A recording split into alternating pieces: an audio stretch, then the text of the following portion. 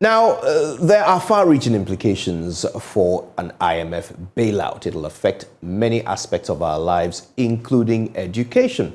Today, we'll talk about basic education and the impact that it can expect from an IMF program. We're speaking to representatives of Africa Education Watch. Divine Kwe joins us over the phone right now. Good afternoon to you.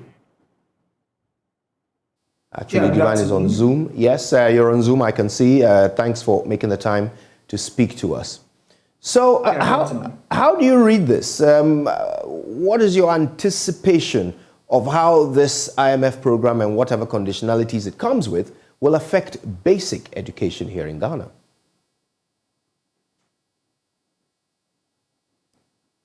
All right, thank you, and good afternoon. We have been analyzing the implication of the IMF program on the delivery of basic education. And just yesterday, we released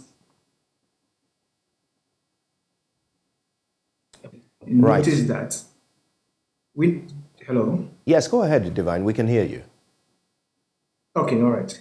We have noticed that because of the IMF program, a sharp decline in budgetary allocation to education has happened in this year. We know very well that 2023 budget is the inception budget for the IMF program. And if you look at the 2023 budget, education has received the worst allocation since the last 20 years, the last 2 decades. We have noticed that while it is required of us to commit at least 4 to 6% of our GDP to education, this year we are doing 3.09%. And in terms of total budgetary allocation, we are doing 12.9%.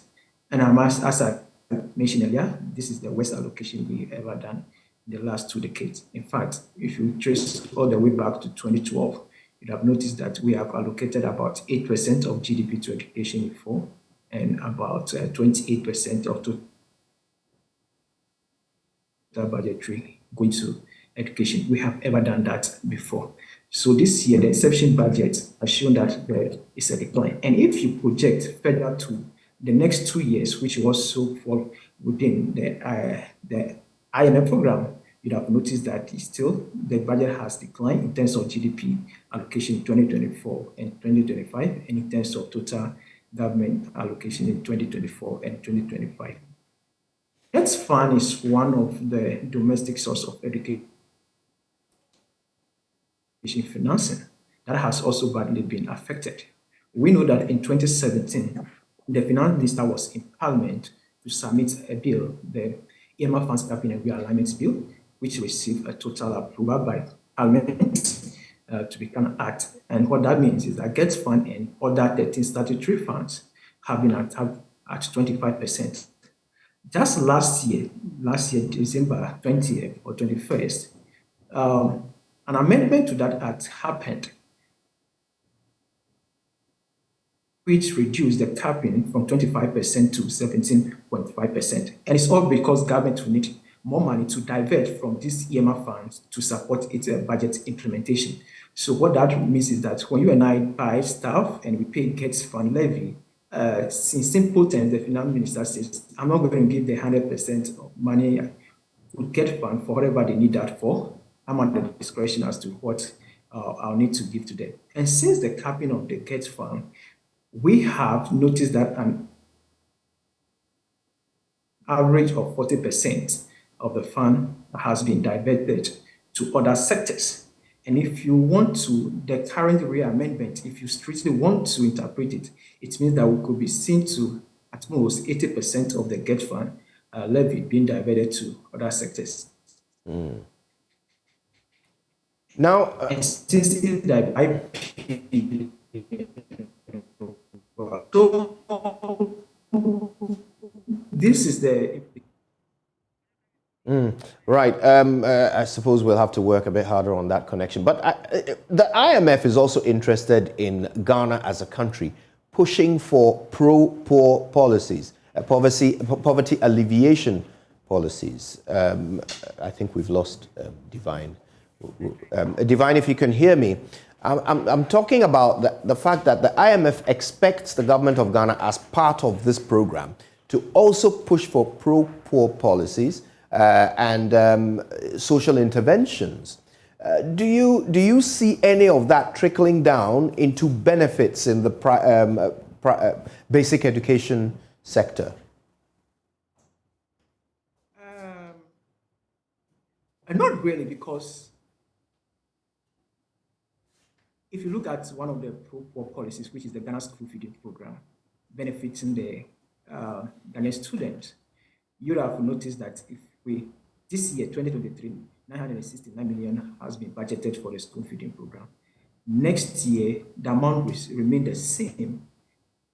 And if you project to 2025, you'd have realized that the amount reduced to 765 million. So if government is indeed protecting the vulnerable within this particular period, we shouldn't be seeing a reduction in the allocation to health fund within these 3 periods of the IMF program. So for me, I don't see the pro-poor spending aspect of this particular program. It is very important. That's why there's a need for us to make the case that we are not conclusive on the IMF program yet. That's why we continue to make the case for exclusion of some of these programs from the IMF ongoing debate. Very importantly, the diversion of money from the education sector to other sector when it comes to right, and also protecting the Ghana school feeding program reduced. We need to protect that because the implications are huge. If we don't have enough money for infrastructure development, the 2.3 million Ghanaian children that are not having sitting and writing places in their schools, it means we can't address that. We are talking of 1.4 million Ghanaian children that are out of schools. Of these, 1 million have never been to school before. If there are no money to provide easy access to school, that means that we will not get these children enrolled. If you move to the northern sector, about 60% of primary schools do not have junior high school attached to them, affecting primary junior high school transition. So it means that some of the children at the end of primary, that's where their education will be terminated because there's no junior high school close to them. Mine in GS said they recommended siting of school should be 3 to 5 kilometers from the child's home. If you go to the northern sector, you could see some children commuting more than 3 to 5 kilometers to school, and that is affecting their ability to remain in school. So we need to protect education in this particular time of austerity. The budget needs actually to be protected. Right. Divine, I want to thank you very much for your time with us this afternoon. Divine Prayer is the Senior Programs Officer at Africa Education Watch.